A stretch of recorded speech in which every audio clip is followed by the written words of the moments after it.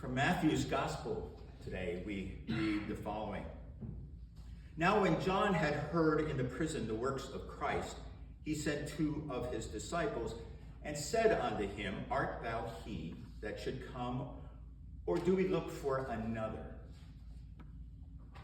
To be asked that question by John the Baptizer must have pained Jesus greatly, for it came from the man that Jesus called at the end of our gospel today, more than a prophet.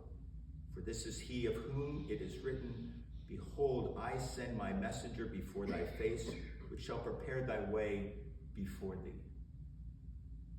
It came from a man who publicly baptized Jesus and even leaped in his mother's womb in the presence of Mary.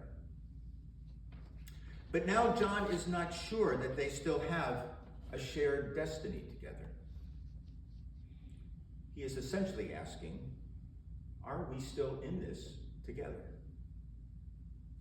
This was a valid question from the man whose role, seemingly from birth, was to be the forerunner for the Messiah. Who knows how often they met or communicated during their ministries. But to others, their lives were so intertwined that that John had to re-emphasize to his disciples, Ye yourselves bear me witness that I said I am not the Christ, but that I am sent before him. He must increase, but I must decrease. And John was decreased.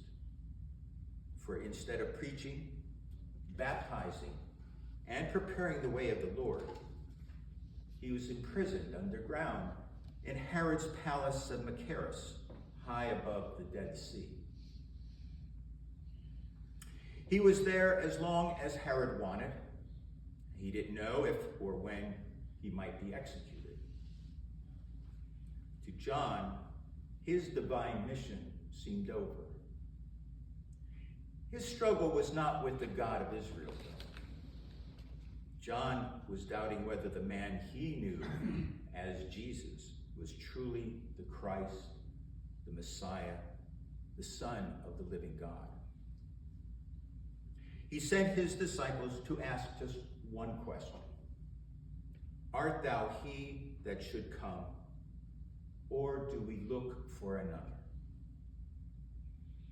His uncertainty is with the man about whom he claimed, the latchet of whose shoes I am not worthy to unlock.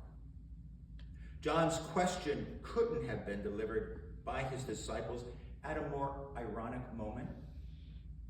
For Jesus had just raised a young man from the dead as he was being carried out of the gate of the city of Nain. And he came and touched the bier. And he said, Young man, I say unto thee, arise. And he that was dead sat up and began to speak. And he returned him to his mother. Now some attribute John's question to a crisis of faith caused by the isolation and disorientation of being incarcerated for such a long time. Prison did to John what it was intended to do, and that is separate him from his loved ones.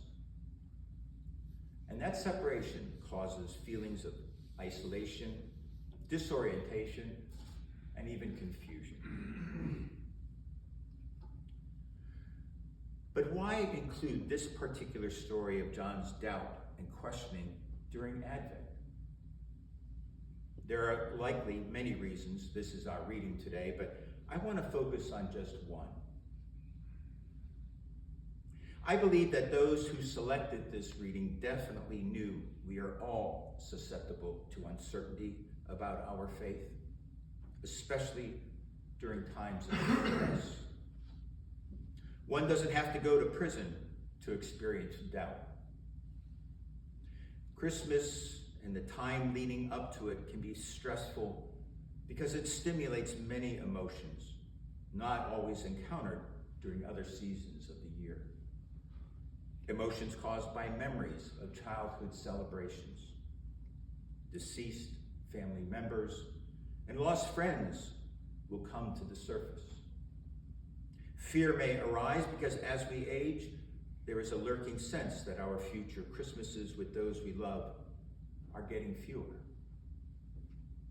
With all the demands on us at this time, we too may ask, art thou he?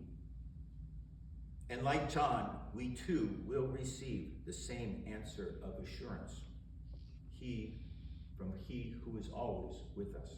That is, the blind receive their sight, and the lame walk, the lepers are cleansed, and the deaf hear, the dead are raised, and the poor have the gospel preached to them. And blessed is he whosoever shall not be offended in me. Like John, we are here to help prepare his way. We too have a divine mission. And like John, it is okay to question because the answer will always be the same. Because I am with you always, even unto the end of the world.